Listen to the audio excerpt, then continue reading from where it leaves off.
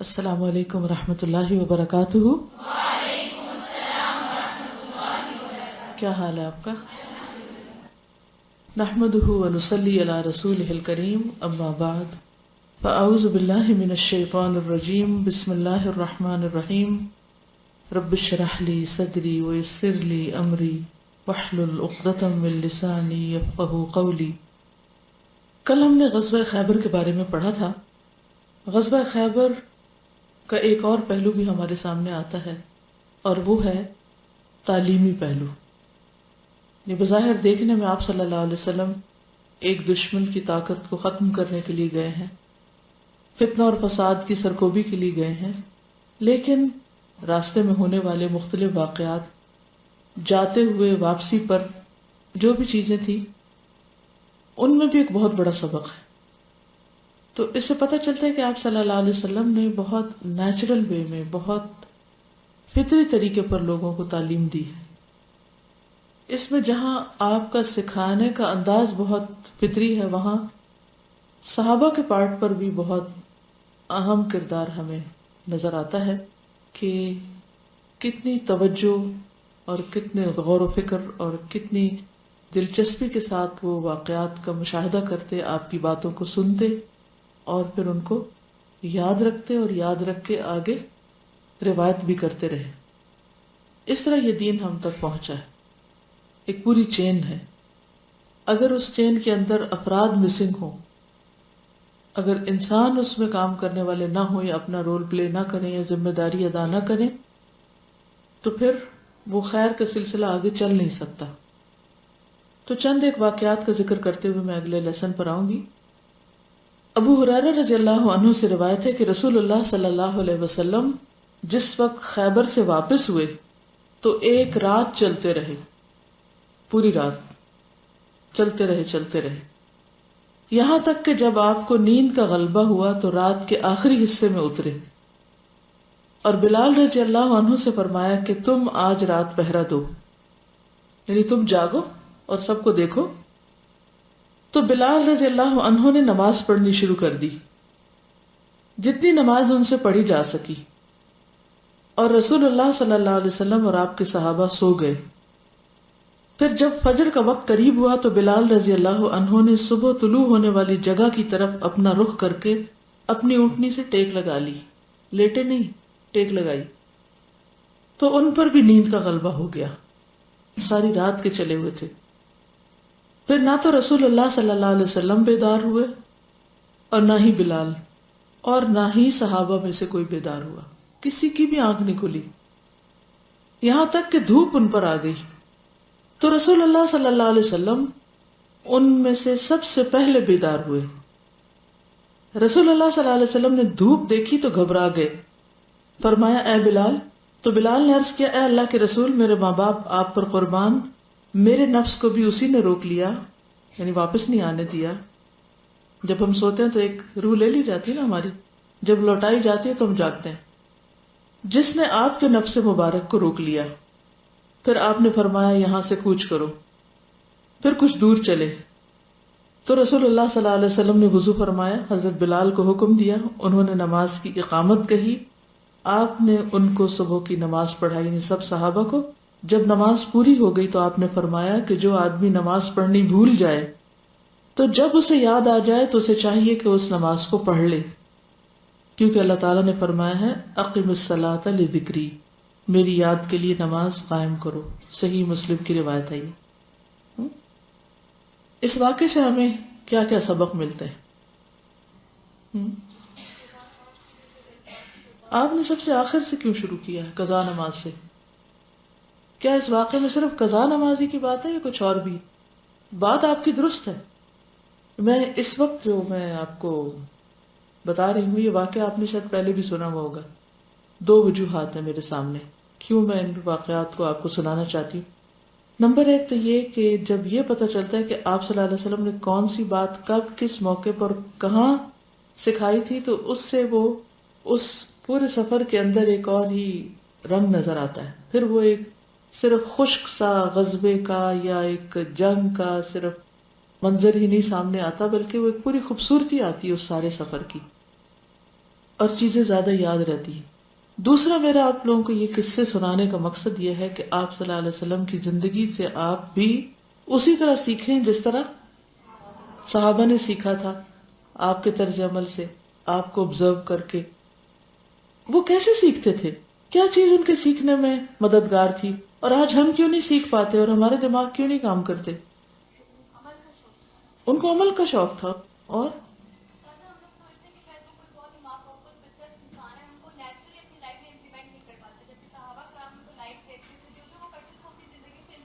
بالکل، یہ جو سائلنٹ لرننگ ہے یہ بہت زبردست لرننگ ہوتی ہے کہ خاموشی کے ساتھ آبزرو کر کے پھر اس کے مطابق انسان اپنے عمل کو درست کر لے. اب ایک پوری کہانی ہے، ایک پورا سین ہے، ایک پوری ایک سٹوری ہے، ایک پورا واقعہ ہے. صحابہ اس میں سے کیا سیکھ رہے ہیں، ہم سن کے پڑھ کے کیسے اس میں سے سبق نکالیں، کیا سیکھیں، یہ ایک فن ہے. اگر آپ کو یہ آ گیا نا، آپ کو دین سمجھ آ گیا. اور اگر یہ نہیں آیا تو بس آپ نے بھی بوجھ اٹھا لیا، کچھ علم کا اضافہ کر لیا اور اپنے سر پہ ایک وزن لاد لیا اور بس ختم ہو گیا قصہ. آپ کچھ کہہ رہی تھی؟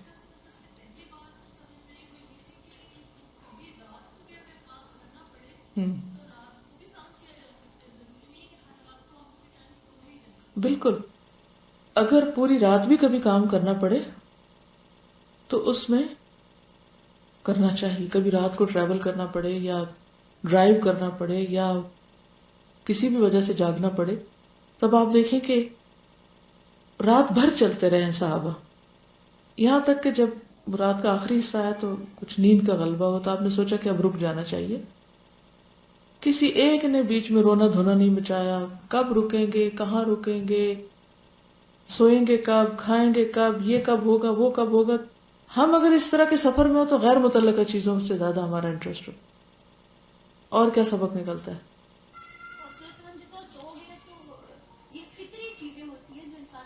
جی ہاں، آپ صلی اللہ علیہ وسلم اور صحابہ کرام بہت نیک ہونے کے ساتھ ساتھ انسان بھی تھے، اور انسان تھک بھی جاتا ہے اور انسان کو نیند کی بھی ضرورت ہوتی ہے. سو گئے. اب آپ دیکھیے سب سونے لگے ہیں، آپ خود بلال کو حکم دیتے ہیں کہ بلال تم پہرا دو. ان کا ریاکشن کیا تھا؟ میں کیوں، وائی می، میں ہی کیوں پہرا دوں؟ سارے تو آپ آرام کریں اور میں نہیں آپ کے ساتھ چل کے آیا، مجھے بھی آرام چاہیے. اگر کسی ایسے موقع پر ہم میں سے کسی کو قربانی دینی پڑے دوسروں کے آرام کی قیمت پر تو اس کو ہم کس طرح ایکسپٹ کرتے ہیں؟ کچھ لوگ قربانی کرتے ہیں تو دوسرے آرام پاتے ہیں. تو قربانی کرنے والے کا اجر کتنا بڑا ہے، اور آپ کو پتہ نا پہرا دینے والے کا اجر کتنا بڑا ہے. تو جس کو وہ اجر یاد ہو اس کے لیے کچھ مشکل نہیں کہ وہ ساری رات جاگا ہوا اور اس کے بعد پھر اس کو ڈیوٹی لگ گئی اس کی. آپ نے دیکھا ہوگا کہ جب گائنی میں لوگ ہاؤس جاب کرتے ہیں تو کیا ہوتا ہے، 36 گھنٹے کی کنزیکٹو ڈیوٹی ہوتی ہے. اگر بیچ میں کوئی آنکھ جھپکنے کو ٹائم مل گیا ٹھیک ہے، نہیں تو مسلسل کام ہے.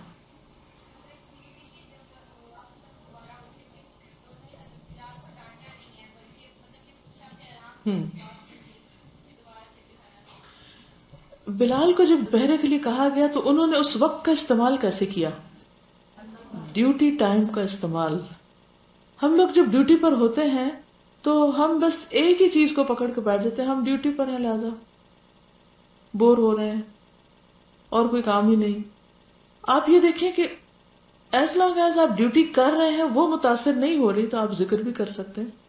اگر کوئی ایسی جگہ پر آپ کھڑے ہیں کہ جہاں صرف کھڑے ہونا ہے اور کچھ بھی اور کام نہیں تو نماز بھی ہو سکتی ہے، نفل پڑھے جا سکتے ہیں.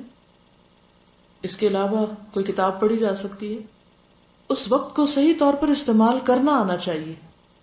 تو سوچئے ساری رات چلنے کے بعد، چاہے پیدل ہے چاہے گھوڑے پہ یا اونٹ پہ، چلنے کے بعد کیا ہوا؟ وہ نماز شروع کر دی. آپ ساری رات جاگنے کے بعد پھر نماز پڑھیں گے؟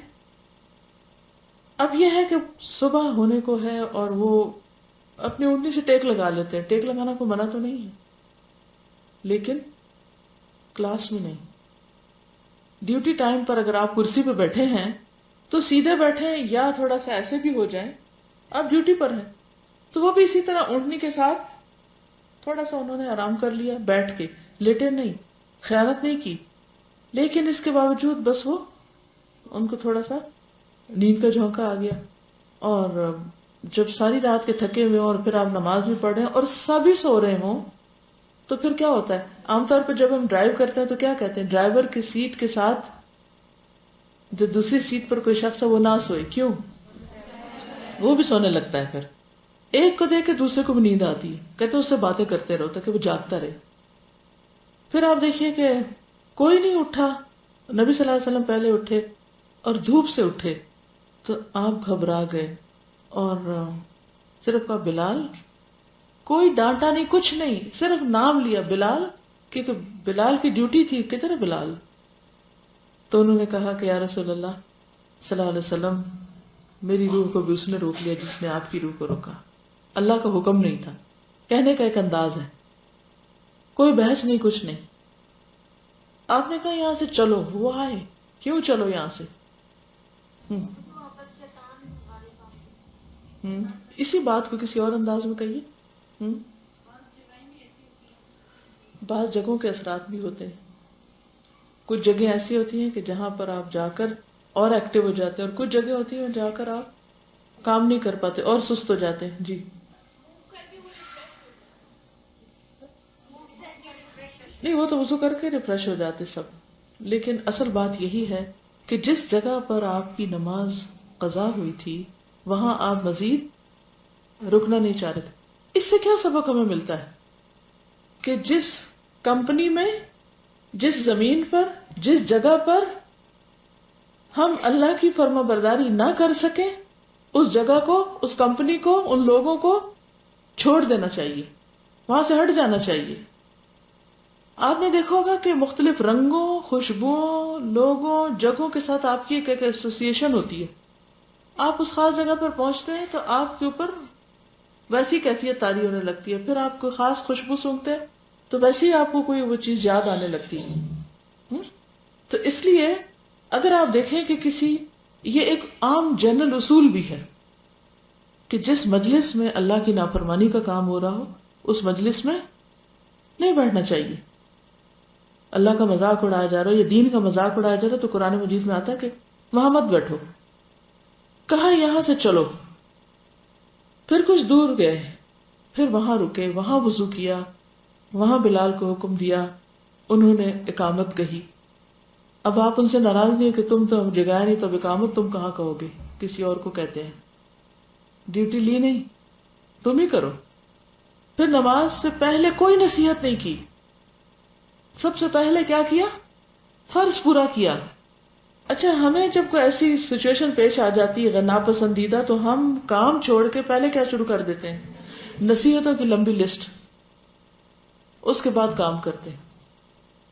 پھر موڈ آف ہو جاتے ہیں سب کے، بات ختم. ہاں جی بالکل. یہ ایک اور بہت اہم بات ہے کہ اٹھ کر ہڑبونگ نہیں مچا دی. نماز ہی نہیں پڑھی، نماز ہی نہیں پڑھی، اس نے نہیں پڑھی، اس نے نہیں پڑھی، یہ ہو گیا، وہ ہو گیا، اسی قصے کو لے کے چل پڑے اور اصل کام پیچھے رہ گیا. جب سب نے نماز پڑھ لی اب لوگ توجہ سے سننے کے قابل تھے کیونکہ وہ کام ڈاؤن ہو گئے نا. کیونکہ پریشانی تھی نا کہ یہ کیا ہوا آج ہمارے ساتھ. جس نے کبھی نماز نہ چھوڑی، کبھی آپ لوگوں کے ساتھ ایسا ہو جائے تو آپ سوچ سکتے ہیں کہ اس وقت کیفیت کیا ہوتی. کوئی دوسری چیز اچھی نہیں لگتی کہ یہ ہو کیا گیا، یہ کیوں ہوا. اور پھر جب آپ نے نماز پڑھا دی تو آپ نے سمپل سی ایک لائن کی بس نصیحت کی. کیا؟ کہ اگر کوئی بھول جائے یا سوتا رہ جائے تو جب اٹھے، جب یاد آئے نماز پڑھ لے. بات ختم، مسئلہ ختم. اب آگے چلو.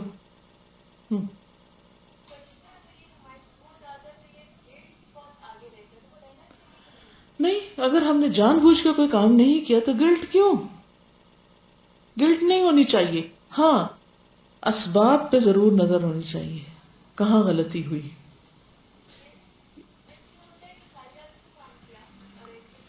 گلٹ یہ ہوتا ہے کہ ساری رات کیوں کام کیا. جی ہاں، عام روٹین میں تو آپ صلی اللہ علیہ وسلم ایسا نہیں کرتے تھے. وانس ان وائل ہوا ہمارے لیے اللہ نے پیٹرن سیٹ کرنا تھا کہ اگر ایسا ہو جائے تو تم کیا کرو. نبی صلی اللہ علیہ وسلم کی عملی زندگی سے ہم کو سبق سکھانا تھا. لیکن ہم ایز پر روٹین ساری رات جاگیں اور صبح نماز قضا کریں، کیا اس حدیث سے یہ جواز نکلتا؟ یہ نہیں نکلتا. ٹھیک ہے،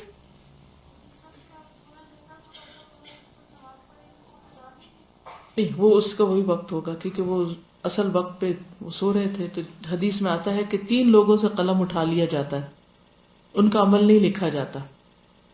انسان جب سو رہا ہو، بچہ جب نابالغ ہو، اور مجنون جب تک ہوش میں نہ آئے، یا بے ہوش شخص جب تک ہوش میں نہ آئے. تو اس لیے ان کے اوپر گناہ نہیں لکھا گیا، وہ ان ایک طرح سے قضا نہیں لکھی گئی. یہ ان کے لیے یہی وقت ہوگا. اب یہ اذان کا وقت تو نکل گیا نا. جی صرف اقامت.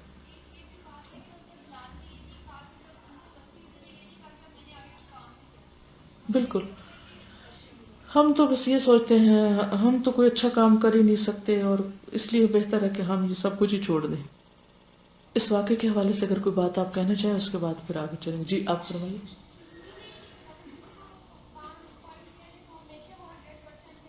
شابش.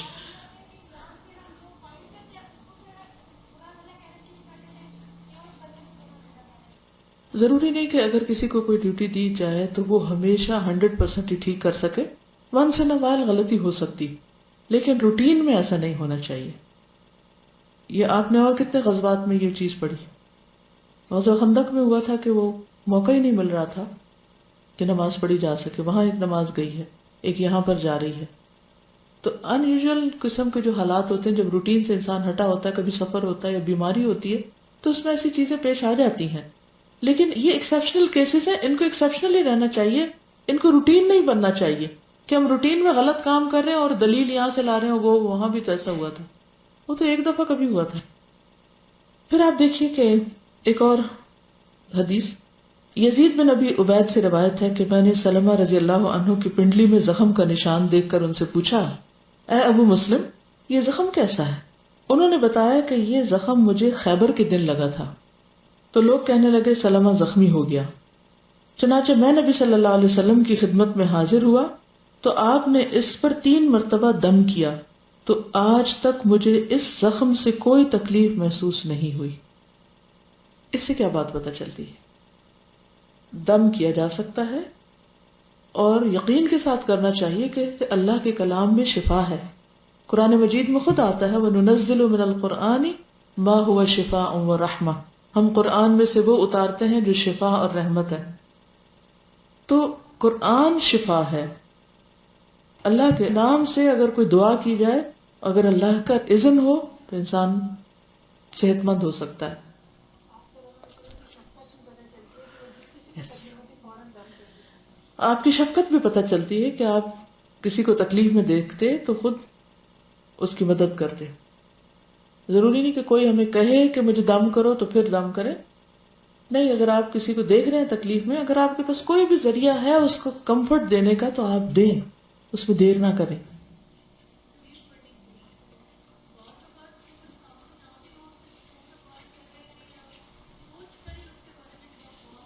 بالکل. یعنی کہ اگر کسی کے بارے میں بھی آپ کو پتہ چلتا ہے تو اسی وقت آپ دعا مانگیں. یہ مسلمان کا مسلمان پر جو حقوق ہیں ان میں سے ایک حق ہے. یہ 2-3 دن پہلے میں اپنے کچن میں کھڑی ہوئی تھی تو مجھے کسی کی آواز آئی، تو میں دروازے پہ آئی تو پتہ چلا کہ الہدا میں ٹیلی فون آیا ہے کہ کوئی خاتون فوت ہو گئی، تو غسل کے لیے کوئی آیا. تو وہ تو کہہ کے چلی گئی. میں واپس کچن میں گئی، میں کھڑی تھی اور وہ معلوم نہیں کون خاتون تھی. I don't know who she was, وہ کیسے فوت ہوئی، نہ مجھے ان کا کچھ بھی خبر نہیں. لیکن میرے دل پہ ایک عجیب کیفیت ہوئی کہ اس وقت وہ خاتون ڈیڈ پڑی ہوگی، اب اس کو غسل دیا جائے گا، اب وہ پھر شام ہونے والی تھی، پھر وہ قبر میں اس کو دفن کر دیا جائے گا. پتہ نہیں اس کی زندگی کیسے گزری، اس کی موت کا وقت اس پر کیسے تھا. یہ ساری باتیں میں اپنے آپ سے ہی دل میں باتیں کرنے لگی اور میری آنکھوں سے آنسو بہنے لگے. میں اس کے لیے دعا کرنا شروع ہو گئی کہ اللہ تعالیٰ اس کو بخش دے اور اس پر اپنی رحمت کر. وہ بھی ایک دن ہوگا کہ جب ہم بھی اسی طرح پڑے ہوں گے کہیں اور ہمیں بھی دعا کی ضرورت ہوگی.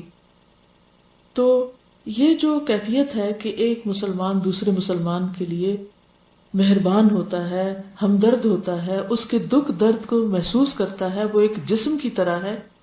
کہیں ایک جسم کے کسی حصے کو تکلیف ہوئی تو دوسرا بھی اس کا درد محسوس کرے. یہ درد صرف اس کا نہیں محسوس کرنا چاہیے جو آپ کا بچہ ہو یا رشتہ دار ہو یا دوست ہو، کوئی بھی ہو سکتا ہے، کیونکہ انسان ہے نا وہ بھی. اور آخرت کی منزلیں اور مرحلے بہت مشکل ہیں، سب سے بڑا ٹیسٹ وہ ہے.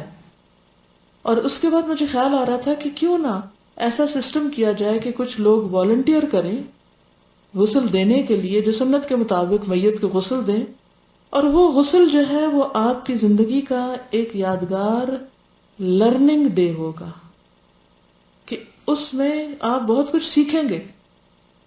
جب کسی مردے کو ہاتھ لگائیں گے نا آپ، اور اس کو دھوئیں گے اور اس کو واش کریں گے اور اس کی بے بسی دیکھیں گے اور اس کو پلٹائیں گے جیسے بیبی کو پلٹایا جاتا ہے، اور اس کو صاف کریں گے، کتنا تزکیہ ہوگا.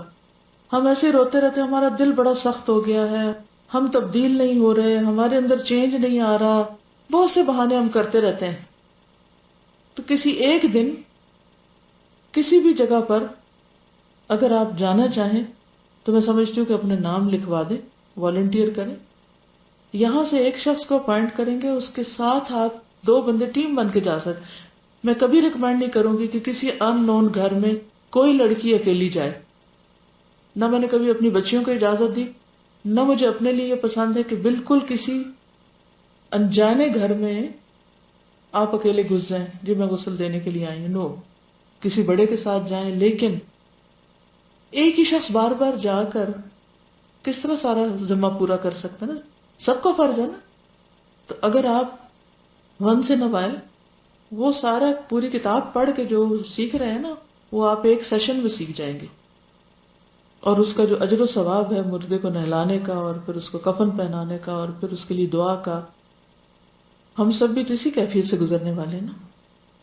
سمجھے اپنے لیے کر رہے ہیں. اور پھر آخری آپ کا سفر ہے، آخری تیاری ہو رہی ہے، اس میں اگر صحیح طرح نہلایا نہیں گیا یا سنت کے مطابق نہیں نہلایا گیا تو جانے والے کا کیا انجام ہے، کیا ہو رہا ہے. یعنی کہ جاہل لوگوں کے ہاتھوں بس جیسے تیسے پانی ڈال کے اس کو رخصت کر دیا گیا. اللہ سے ملاقات کے لیے جا رہا ہے وہ بندہ، تو اس وقت بھی اہتمام ہونا چاہیے اور ہر چیز پراپر ہونی چاہیے. چلیے، نبی صلی اللہ علیہ وسلم کی ایک شخص کی شہادت کی گواہی اسی خیبر کے سفر میں. شداد بن باد رضی اللہ عنہ سے روایت ہے کہ ایک اعرابی نبی صلی اللہ علیہ وسلم کی خدمت میں حاضر ہوا. ایک اعرابی نبی صلی اللہ علیہ وسلم کی خدمت میں حاضر ہوا، اسلام قبول کیا اور آپ کے ساتھ چل پڑا. شاید راستے میں سے کہنے لگا میں آپ کے ساتھ ہجرت کروں گا. رسول اللہ صلی اللہ علیہ وسلم نے اس کے بارے میں بعض صحابہ کرام کو ہدایت کی، یعنی اس کا خیال رکھنا، یا اس کے کیونکہ اکیلا تھا. جب غزوہ خیبر ہوا اور رسول اللہ صلی اللہ علیہ وسلم کو مال غنیمت ملا، آپ نے تقسیم کیا تو اسے بھی حصہ دیا. آپ کے صحابہ نے اس کا حصہ اس کو لے جا دیا، یعنی آپ نے تو حصہ بنایا لیکن صحابہ نے آگے پہنچایا. وہ ان کے سواری کے جانور چرایا کرتا تھا، یعنی ڈیوٹی بھی ساتھ ساتھ کر رہا تھا. جب وہ آیا تو صحابہ نے اس کا حصہ اس کو دیا تو اس نے ان سے دریافت کیا کہ یہ کیا ہے، یہ کیا دے رہے ہو مجھے؟ لوگوں نے کہا یہ تمہارا حصہ ہے، رسول اللہ صلی اللہ علیہ وسلم نے تمہیں دیا ہے. اس نے لے لیا اور لے کر نبی صلی اللہ علیہ وسلم کی خدمت میں حاضر ہوا.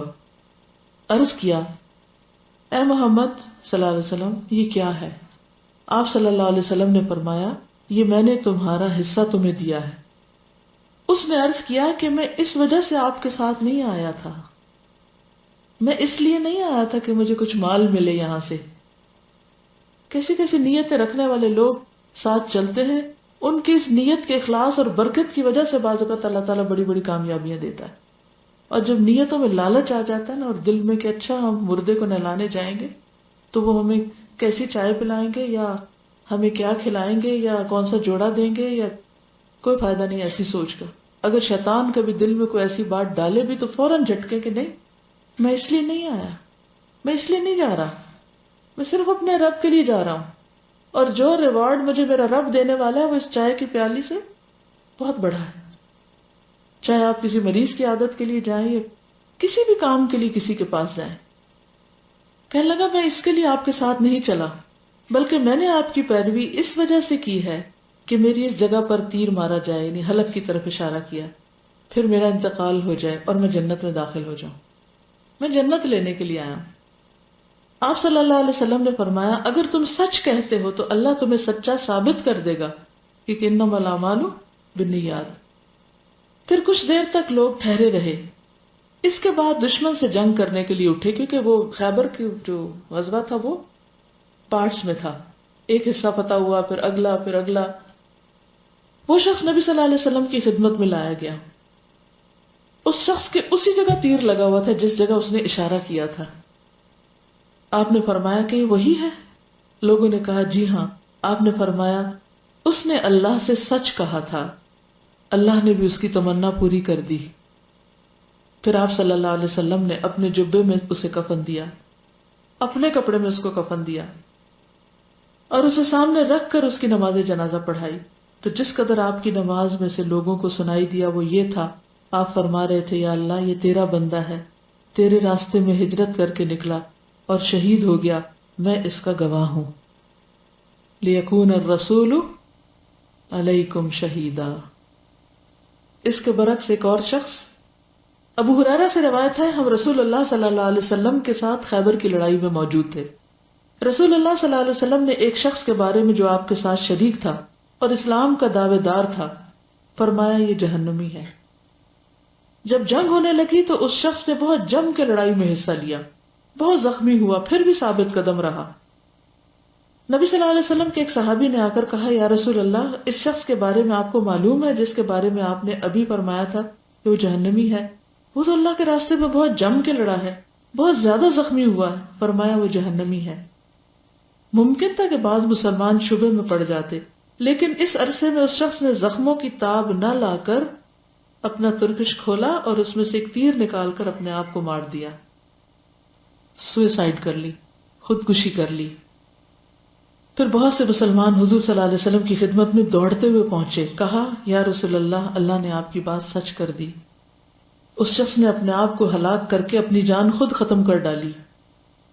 آپ نے اس موقع پہ فرمایا بلال اٹھو، لوگوں میں اعلان کر دو کہ جنت میں صرف مومن ہی داخل ہوگا، اور یہ کہ اللہ تعالیٰ اس دین کی مدد فاجر سے بھی لے لیتا ہے، گناہگار شخص بھی اس دین کی مدد کر سکتا ہے. صحیح بخاری 6606. اس سے کیا پتہ چلتا ہے؟ ایک وہ شخص ہے جس کی نیت خالص ہے، جو صرف اللہ کی رضا چاہتا ہے، وہ دوسرے کے تیر سے مرنا چاہتا ہے، اور یہ اس نے جلدی کی. اینڈ اچھا ہونا چاہیے، اختتام اچھا ہونا چاہیے، اور اختتام تک صبر کرنا چاہیے، جم کے رہنا چاہیے. ورنہ بعض اوقات جب اینڈ خراب ہوتا ہے تو وہ پچھلے کیے کرا سب پہ پانی پھیر دیتا ہے. جی آپ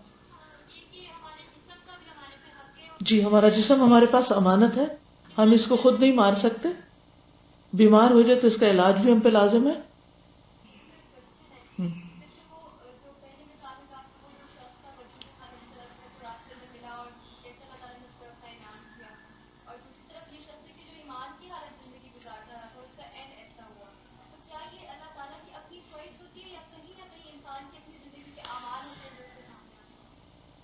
انسان کے اعمال ہوتے ہیں، کیونکہ اللہ کسی پر ظلم نہیں کرتا.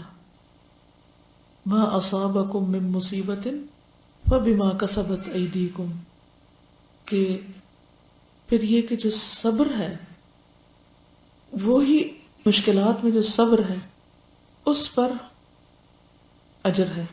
اور صبر کیا ہے؟ آخری لمحے تک جم کے رہو. 99% کام کر لیا نا اور 1% چھوڑ دیا، انکمپلیٹ. مثلا آپ نے ساری نماز پڑھی، سلام نہیں پھیرتے، نماز نہیں ہوئی.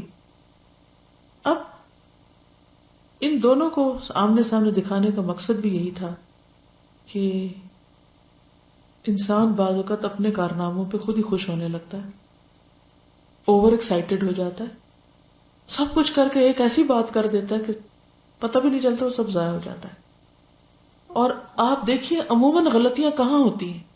غلط بات زبان سے کب نکلتی ہے، غلط کام ہم کب کر بیٹھتے ہیں؟ جب ہم اوور کانفیڈنٹ ہوتے ہیں یا پھر جذباتی ہوتے ہیں۔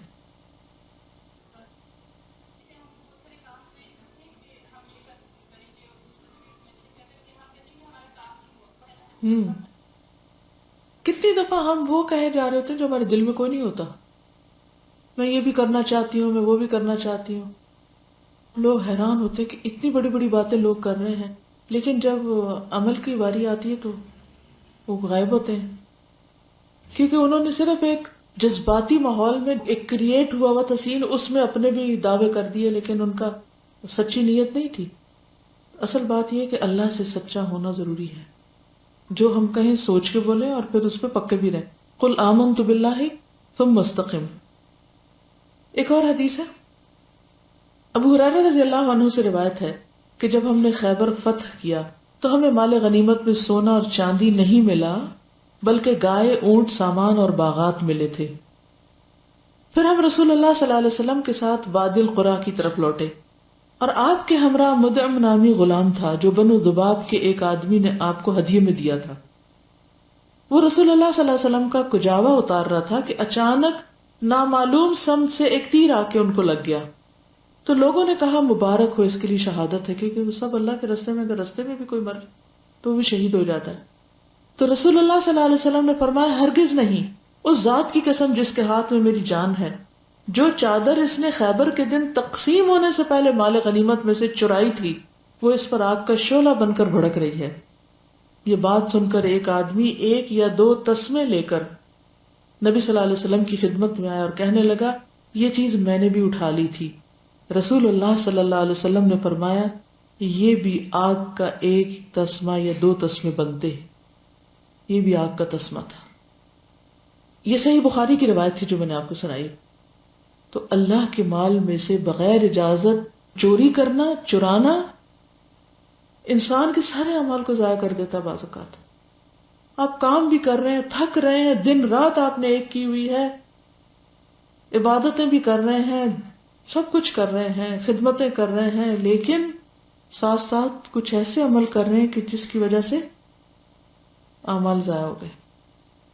مال غنیمت اس دور میں تو ظاہر جنگ کے بعد کی بات تھی، لیکن اس پر آپ قیاس کر سکتے ہیں اس مال کو جو بیت المال کا مال ہو، جو اجتماعی مال ہے، جس میں سب کا حصہ مشترک ہوتا ہے۔ یعنی جیسے آپ اس کو کہہ سکتے ہیں جیسے سرکاری مال کہہ لیں، ٹھیک ہے نا؟ سرکاری مال مثلاً سرکاری ہسپتال کس کا ہے؟ عوام کا ہے۔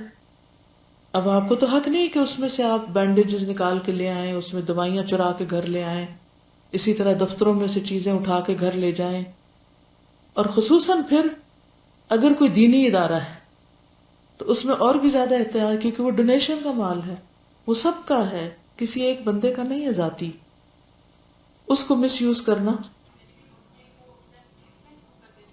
جیسے ڈیسک پہ لکھنا شروع کر دیا، آپ نے ضائع کیا اس کو، کس چیز کو توڑنا شروع کر دیا، کسی کو خراب کر دیا، شیشہ توڑ کے بھاگ گئے، آج تو بھاگ جائیں گے کل تو پکڑے جائیں گے۔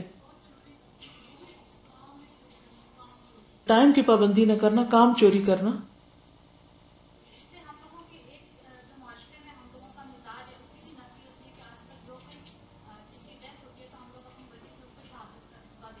شابش، گڈ پوائنٹ۔ یعنی آج کل اس ٹرینڈ کی بھی جو ہمارے ہاں بہت ہے کہ کوئی کسی طرح بھی مرتا ہے تو ہم اس کو شہید شہید کہنا شروع کر دیتے ہیں، اس کی بھی نفی ہوتی ہے۔ اللہ ہی جانتا ہے کون شہید ہے اور کون نہیں، اور کون شہید ہو کے بھی شہید نہیں۔ انسان کو ہمیشہ خاتمہ بالخیر کی دعا کرنی چاہیے، کوئی پتہ نہیں کس وقت کہاں سے پھسل جائیں۔ کتنی دفعہ اپنے سے عہد باندھتے ہیں کہ ہم کسی کی غیبت نہیں کریں گے، کوئی غلط لفظ زبان سے نہیں نکالیں گے، اچھا سنبھلے رہتے ہیں، پھر ایک ایسے ماحول میں جا بیٹھتے ہیں جہاں سارے لوگ وہی کر رہے ہیں، ہم بھی بیچ میں کود پڑتے ہیں، ہم بھی کوئی نہ کوئی اوپینین دینے شروع ہو جاتے ہیں، اور بعد میں کہتے ہیں استغفر اللہ، یہ کیا کیا، یہ لفظ مجھے نہیں بولنے چاہیے تھے۔ تو ہمیں نہیں پتا کہ آئندہ اس لمحے یہاں سے باہر نکلیں گے کون آگے مل جائے گا، وہ کیا بات کرے گا اور ہم کہاں سلپ ہو جائیں گے۔ بالکل، اصل چیز یہ نہیں فرق پڑتا، کیونکہ ہوتا نا بعض اوقات کسی کی موت ایک طرح ہے، دوسری تو ہم کہتے ہیں ہاں بہت لکی تھا، اس کی موت اس طرح، اب تو وہ بخشا گیا. اللہ ہی جانتا ہے کون بخشا گیا اور کون نہیں. تو ہمیشہ ڈرتے رہنا چاہیے. ایک اور روایت عبداللہ بن عمر سے روایت ہے کہ رسول اللہ صلی اللہ علیہ وسلم کے پاس جب مال غنیمت پہنچتا تو آپ بلال کو حکم دیتے اور وہ لوگوں میں اعلان کرتے تو سب لوگ اپنی اپنی غنیمت لے کر آتے. پھر آپ اس میں سے 5واں حصہ الگ کر کے باقی کو تقسیم کر دیتے، سب کو ڈسٹریبیوٹ کر دیتے. ایک بار ایک شخص اس تقسیم کے بعد بالوں کی بنی ہوئی لگام لے کر آیا. لگام کا پتہ کیا ہوتی؟ جس کو لگاتے ہیں جانوروں کو، وہ نہیں ہوتی اس کی باگیں جیسے ہوتی جو منہ سے نکال کے وہ کھینچتے ہیں جیسے. بولا اللہ کے رسول یہ ہمیں مال غنیمت میں ملی تھی. آپ نے پوچھا کیا تو نے بلال کے اعلان کو سنا تھا؟ آپ نے 3 بار پوچھا تم نے بلال کا اعلان سنا تھا؟ کیا اعلان تھا؟ کہ سب کے پاس جو کچھ ہے سب جمع کرا دو، پھر وہ سارا ایک جگہ جمع ہوتا، پھر اس میں سے تقسیم ہو کے سب کو ملتا. اس نے کہا ہاں میں نے سنا تھا. آپ نے پوچھا تو پھر کیا چیز اس کے لانے میں رکاوٹ تھی، تم اس وقت کیوں نہیں لے کر آئے گی؟ اس نے معذرت پیش کی، یعنی کہ ایکسکیوزز پیش کی. آپ نے فرمایا اسے اپنے پاس رکھو، قیامت کے دن لے کر آنا، میں اسے تجھ سے ہرگز قبول نہیں کرتا. اس معاملے میں آپ نے کتنی سختی کی. آپ عام طور پر لوگوں سے درگزر کر جاتے، ان کی غلطیاں معاف کر دیتے، لیکن اس معاملے میں آپ نے سختی کی. کیوں؟ تاکہ دوسرے لوگ بھی اس میں ذرا بھی ڈھیل نہ اختیار کریں.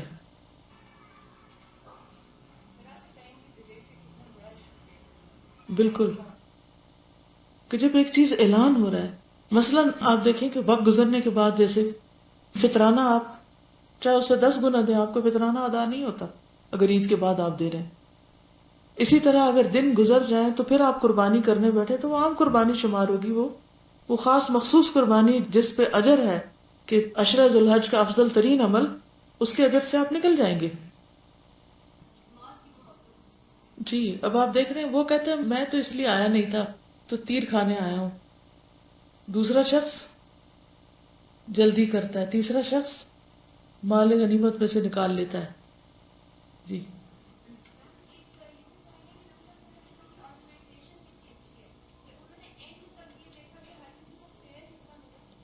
کیونکہ ابھی آپ انشاءاللہ سورۃ الانفال پڑھیں گے، انفال ہے ہی غنیمتیں، اس میں یہی بتایا گیا نا کہ جب جنگ میں کچھ ہاتھ آئے تو سب ایک جگہ اکٹھا کرو، پھر اس کو تقسیم کرو.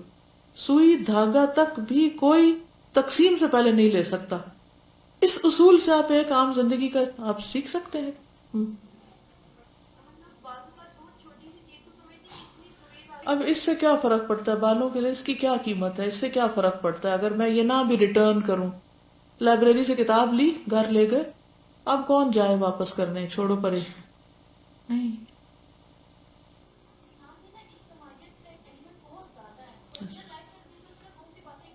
یس،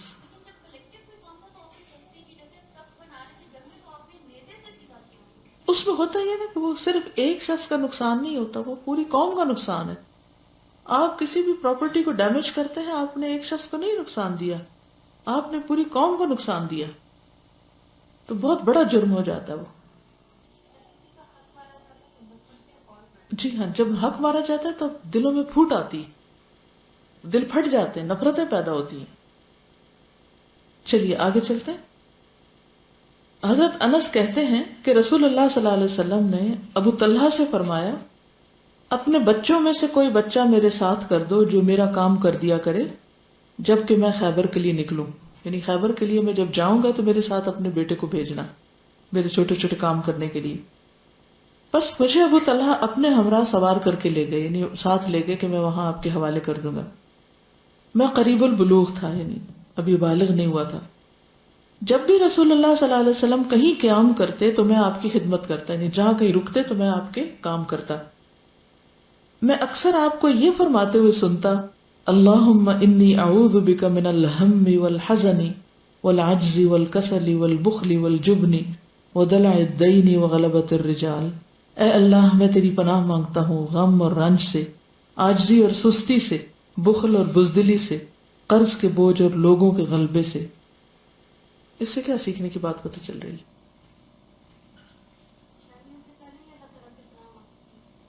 جی، حضرت انس جو ہیں وہ کتنے غور سے آبزرو بھی کر رہے ہیں، سیکھ رہے ہیں کہ اچھا آپ کہاں کیا بولتے ہیں، کیا پڑھتے ہیں، اور پھر وہی حدیث روایت کرتے ہیں کہ آپ جہاں رکتے تھے اکثر یہ بول رہے تھے، اکثر یہ دعا کر رہے تھے، کیونکہ جب خاص طور پر آپ کسی بڑے چیلنج کا مقابلہ کر رہے ہیں تو ان سب چیزوں سے بچنا ضروری ہے، ورنہ آپ کہیں بھی ڈھیلے پڑے، کہیں بھی سستی کی، سب کام خراب۔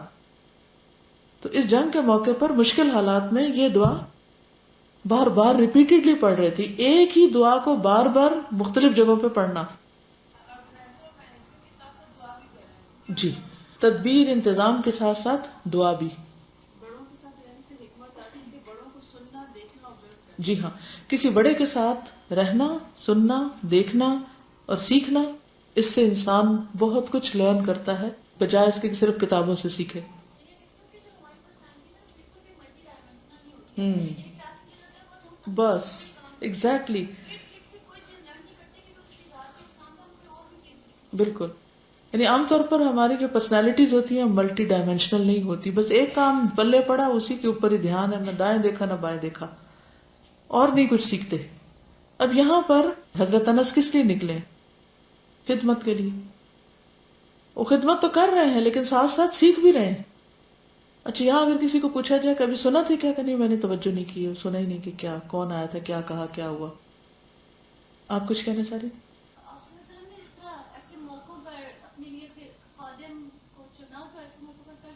جی، یعنی کہ جب آپ کے کام بڑھ جائیں یا ایکسٹرا ہوں تو خادم رکھنا، حالانکہ آپ کے ساتھ قبیلہ وہ جو مدم تھا وہ بھی اسی سفر میں تھا، اور بھی خادم کے ایک تو نہیں بہت سارے کام تھے، تو اس میں جو کام کو ڈیلیگیٹ کرنا کہ یہ کام بچہ کر دے، یہ کام فلاں کر دے، یہ فلاں کر دے، کیونکہ ایک شخص سب کام نہیں کر سکتا، ڈیلیگیشن آف ورک ضروری ہے۔ اور اس میں ہم کہیں نہیں، ہم بڑے خوددار ہیں، ہم تو اپنا ہر کام خود ہی کریں گے اور کسی کو پاس پٹکنے کی ضرورت نہیں، تو اس سے کیا ہوتا ہے، دوسروں کو سیکھنے کا موقع نہیں ملتا۔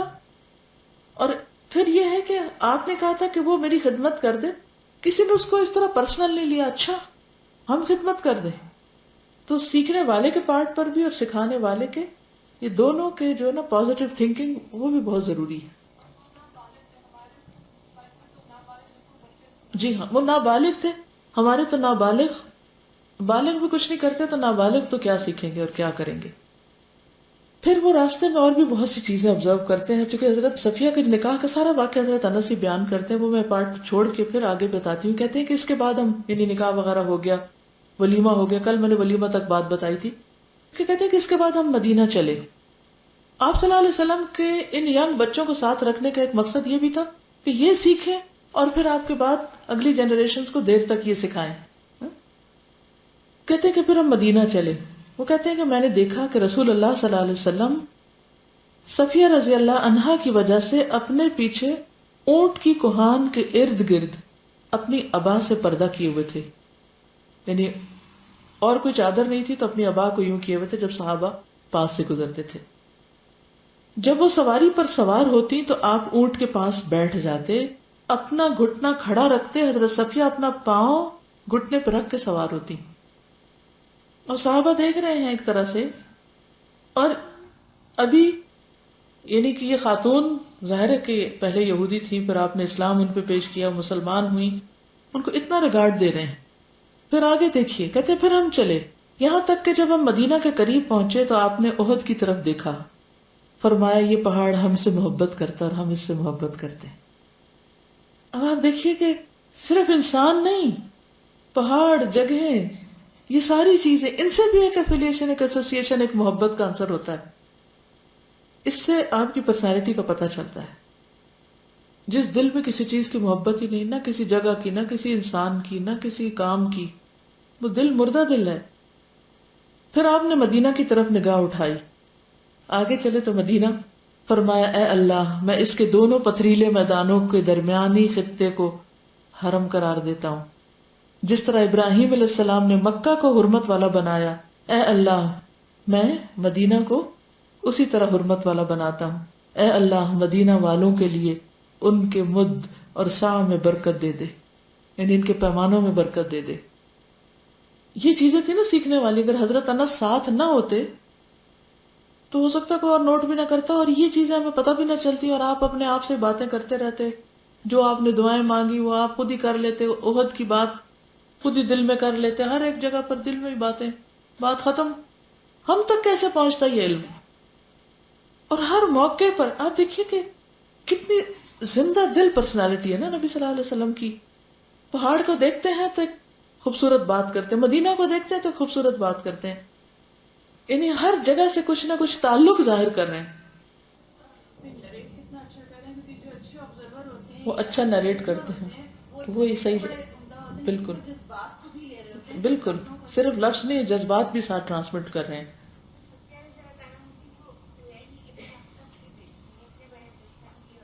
دشمن کی بیٹی ہے صفیہ، اور ہم تو ان کے کسی دور پار رشتہ دار کی وجہ سے بھی دل میں گرج رکھے ہوئے ہوں گے. چلیے آگے چلتے ہیں. ایک اور واقعہ بھی بیچ میں آیا تھا مدینہ پہنچنے سے پہلے. خیبر سے واپسی پر اونٹنی پھسل گئی تھی آپ کی، اور اس کے بعد نبی صلی اللہ علیہ وسلم مدینہ تک ایک دعا پڑھتے رہے. انس بن مالک رضی اللہ عنہ سے روایت ہے کہ میں اور ابو طلحہ خیبر سے واپس آ رہے تھے اور نبی صلی اللہ علیہ وسلم کے پیچھے صفیہ رضی اللہ عنہا سوار تھی کہ اچانک نبی صلی اللہ علیہ وسلم کی اونٹنی پھسل گئی. نبی صلی اللہ علیہ وسلم اور حضرت صفیہ دونوں گر گئے. ابو طلحہ تیزی سے وہاں پہنچے، کہنے لگے یا رسول اللہ، اللہ مجھے آپ پر قربان کرے، کوئی چوٹ تو نہیں آئی؟ آپ نے فرمایا نہیں، خاتون کی خبر لو، مجھے چھوڑو، خاتون کو دیکھو. چنانچہ ابو طلحہ اپنے چہرے پہ کپڑا ڈال کر ان کے پاس پہنچے اور صفیہ رضی اللہ عنہا پر کپڑا ڈال دیا. اس کے بعد سواری کو دوبارہ تیار کیا، پھر ہم سب سوار ہو گئے اور ہم میں سے ایک نے دائیں جانب سے اور دوسرے نے بائیں جانب سے اسے اپنے گھیرے میں لے لیا، یعنی پروٹیکٹ کرتے ہوئے اب جا رہے ہیں. جب ہم لوگ مدینہ کے قریب پہنچے یا پتھریلے علاقوں کی پشت پر پہنچے تو رسول اللہ صلی اللہ علیہ وسلم نے فرمایا آئبونا تائبونا عابدونا لربنا حامدون، ہم اللہ کی عبادت کرتے ہوئے، توبہ کرتے ہوئے، اپنے رب کی تعریف کرتے ہوئے واپس آئے. نبی صلی اللہ علیہ وسلم مسلسل یہ جملے کہتے رہے تاکہ ہم مدینہ میں داخل ہو گئے. اچھا ہم یہ دعا پڑھتے ہیں، ایک دفعہ پڑھی بند، وہ خانہ چیک لسٹ ہو گئی پوری. آپ سوچئے اس دعا کے اندر کتنی خوبصورتی، آئبونا تائبونا عابدونا لربنا حامدون. اللہ کو یاد کرتے ہوئے ایک طرح سے آگے جا رہے ہیں. پھر کچھ اور واقعات ہیں، ان میں کافی ڈیٹیلز ہیں، اس وقت موقع نہیں، آپ لوگ مختلف کتابوں سے خود بھی دیکھ سکتے ہیں. یہود کو خیبر سے نکالا گیا تھا حضرت عمر کے دور میں، یہ حضرت عمر کی تاریخ پڑھے تو وہاں سے آپ وجہ معلوم کر لیں. بیسیکلی حضرت عمر کے دور تک یہ کچھ معاملہ ٹھیک رہا، لیکن پھر انہوں نے وہی شرارتیں شروع کر دی اور خرابیاں، حتیٰ کہ حضرت عمر نے ان کو پھر خیبر سے بھی نکال دیا. خیبر کا چونکہ ایک بینچ مارک ہو جاتا ہے، کچھ واقعات ایسے ہوتے ہیں کہ جس سے بہت سی اور چیزوں کو ریلیٹ کر لیا جاتا ہے. عام طور پر جیسے عام الفیل ہے تو عام الفیل سے پہلے یہ ہوا، عام الفیل کے بعد یہ ہوا، عام الفیل کے دوران یہ ہوا، وغیرہ وغیرہ. تو اسی طرح خیبر بھی ایک نشان ہے.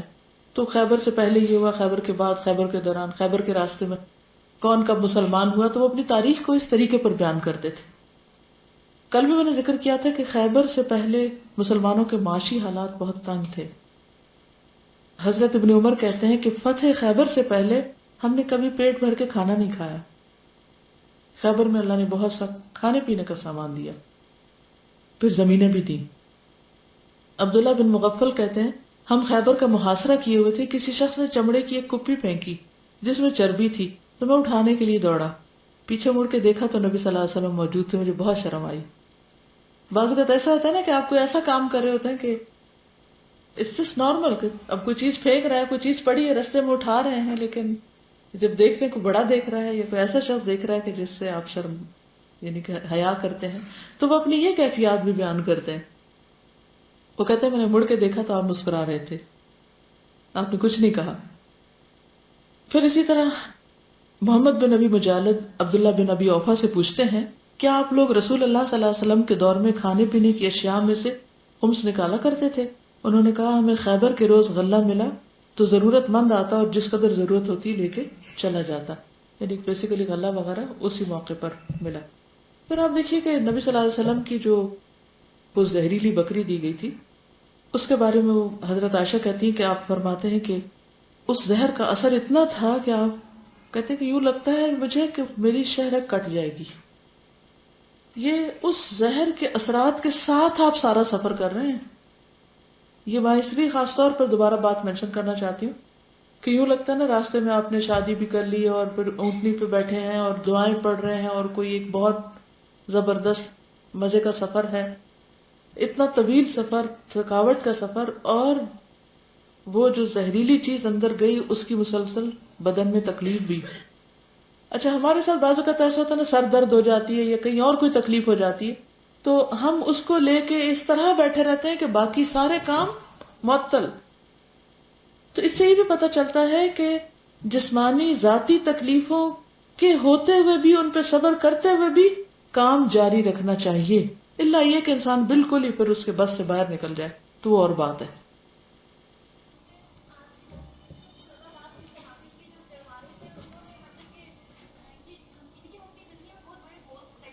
ہوں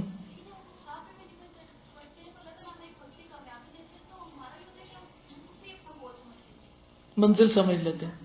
ہوں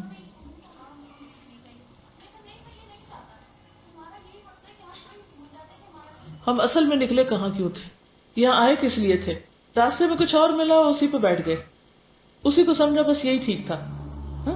یعنی کتنی جلدی ہم اپنے گول سے ہٹ جاتے ہیں.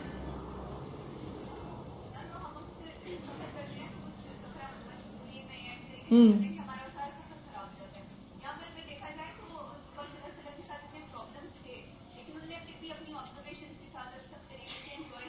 یعنی اپنے کام سے نہیں غافل ہوئے.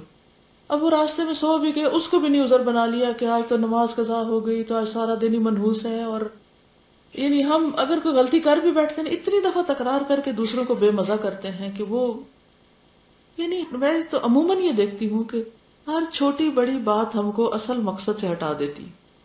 یہ بہت بڑی ویکنس ہے ہم میں. انس کہتے ہیں کہ میں اس زہر کا اثر نبی صلی اللہ علیہ وسلم کے تالوں میں برابر دیکھتا رہا، یعنی کہ وہ زخم ہوا ہوگا یا چھل گیا ہوگا یا کچھ بھی، کہ وہ نظر آ رہا تھا. مسلسل تکلیف تھی آپ کو، آپ خود فیل کریں جیسے شہرت کٹ جائے گی، جیسے جان نکل جائے گی.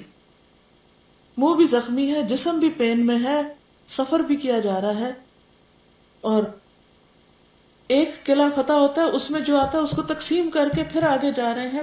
تقسیم بھی ساتھ ساتھ ہو رہی ہے. ہم اپنے ضروری کاموں کو بھی کس طرح پوسٹ پون کر دیتے ہیں، اچھا یہ تو بعد میں ہی دے دیں گے.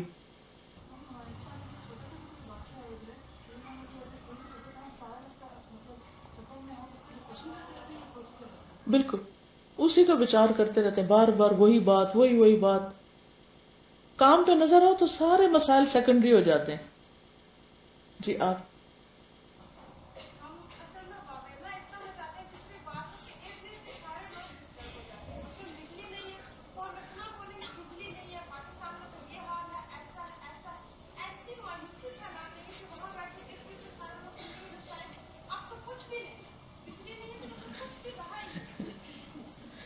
یہاں کون سی بجلی تھی جہاں یہ سارے کام ہو رہے ہیں؟ ہاں؟ جتنی نعمتیں ہمیں ملتی جا رہی ہیں نا اتنے چوڑ ہوتے جا رہے ہیں. پھر آپ دیکھیے جو اہم ترین اس میں مجھے جو سب سے زیادہ متاثر کرتی ہے بات، اتنی تکلیف ہونے کے باوجود آپ نے معاف کر دیا. معاف کر دیا. ہم معاف نہیں کرتے لوگوں کو. آپ نے طائف والوں کو بھی معاف کیا تھا جنہوں نے آپ کے پاؤں زخمی کیے تھے پتھر مار مار کے. پھر وہ جو شخص جس نے مسجد میں پیشاب کر دیا تھا اس کو کچھ نہیں کہا. اس سے بھی بہت سے کام رک جاتے ہیں نا ہمارے جب ہم معاف نہیں کرتے. اچھا خیبر کے بعد اب عمرہ قضا تو ہم انشاءاللہ پڑھیں گے، لیکن فاتح مصر عمرو بن العاص بھی خیبر کے بعد مسلمان ہوئے تھے، اور خالد بن ولید، یہ دو ہیروز ہیں اسلام کے. یہ بھی خیبر کے بعد، جیسے ابو ہریرہ اسی طرح یہ بھی. اور ان کے بارے میں آپ نے فرمایا کہ لوگوں نے تو اسلام قبول کیا ہے اور عمرو بن العاص ایمان لائے ہیں، کیونکہ انہوں نے ایک شرط رکھی تھی نا. کیا؟ میرے پچھلے سارے گناہ معاف ہو جائیں. تو آپ نے فرمایا جی ہاں، اس کا مطلب ہے کہ سچے معنوں میں. ان کے بارے میں ایک چھوٹی سی بات. عمرو بن العاص کہتے ہیں کہ ایک مرتبہ نبی صلی اللہ علیہ وسلم نے میرے پاس پیغام بھیجا کہ اپنے کپڑے اور اسلحہ زیب تن کر کے میرے پاس آؤ، فل یونیفارم میں آؤ. میں جس وقت حاضر ہوا تو نبی صلی اللہ علیہ وسلم وضو فرما رہے تھے. آپ نے ایک مرتبہ مجھے نیچے سے اوپر تک دیکھا، پھر نظریں جھکا کے فرمایا میرا ارادہ ہے کہ تمہیں ایک لشکر کا امیر بنا کر روانہ کروں. اللہ تمہیں صحیح سالم اور مال غنیمت کے ساتھ واپس لائے گا. خوشخبری بھی دی. اور میں تمہارے لیے مال کی اچھی رغبت رکھتا ہوں، یعنی میرا دل چاہتا ہے کہ تمہیں کچھ ملے.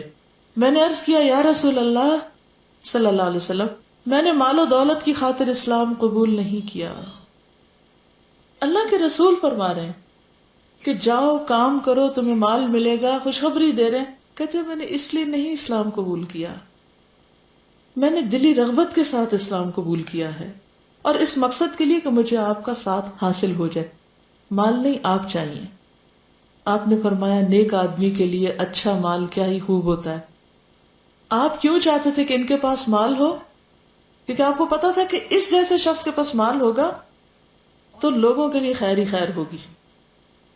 کچھ لوگ ہوتے ہیں نا، ان کو مال ملے تو سارا اپنے لیے سمیٹ لیتے، اور کچھ لوگوں کو ملتا ہے تو وہ اس سے لوگوں کی خیر و بھلائی کے کام کرتے ہیں.